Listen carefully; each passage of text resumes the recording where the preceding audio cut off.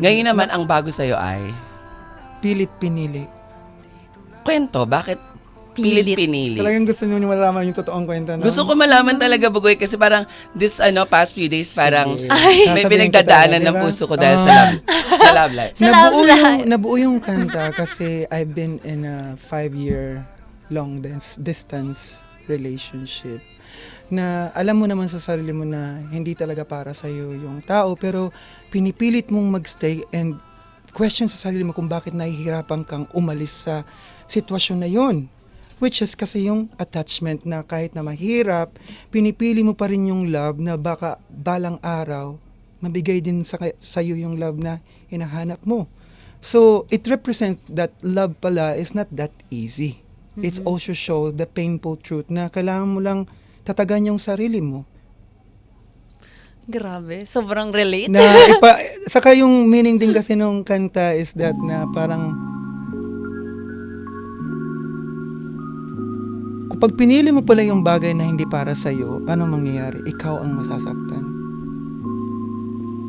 Hindi naging open sa sa public yung Hindi talaga naging open when it comes to my relationship. yung personal life. Yeah. Kasi kaya nga personal, di ba, sa akin. And then I've learned yung experience to na I think kailangan ko pagdaanan to give a company sa taong may pinagdadaanan din ng ganito because I've been in that position and alam ko kung gaano kahirap na umalis sa sitwasyon kapag mahal mo ang tao kahit na hindi naman naibabalik yung love na yun sa'yo. Mhm. So meaning, yung 5 years na na LDR mo na yon, sa sinasabi mo ngayon, parang to my understanding, naging struggle, challenge, mahirap. Kasi parang ikaw lang ng ikaw yung nagtatry, tapos wala kang nare-receive pabalik. Bakit nagtagal kayo? Kasi 'di ba pag mahal mo naman ng tao, when wala ka naman pinipili kung ano siya eh. 'Di ba? You dive and you give that love. Kasi it represents kung paano ka magmahal. Hindi naman yun i-represent kung paano magmahal ng isang tao eh. It represents kung paano ka magmahal.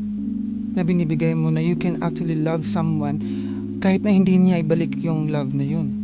Maganda yung naging closure niyo nito. Oo naman, okay naman na. At first, syempre, dinamdam ko muna yung pain. And then, later on, na-realize ko na part lang talaga siya ng kailangang pagdaanan. May regrets ka? Wala. Wala akong regret. First time kita naririnig na nagkikwento ng love. Ayan nga eh.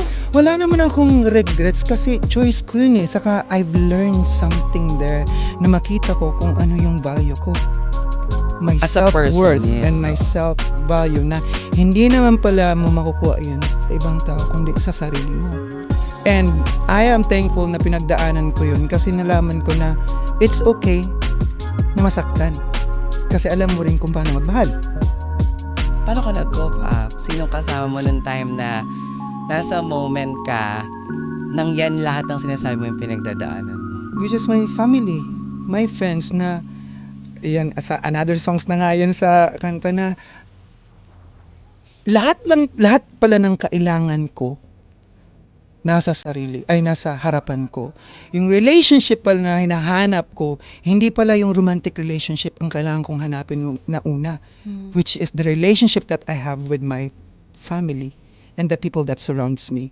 Na tinatry kong i-fit in yung sarili ko sa iba na reality pala, yung mga taong para sa akin nasa harap ko lang. At blinded ka kasi may gusto kong iba eh.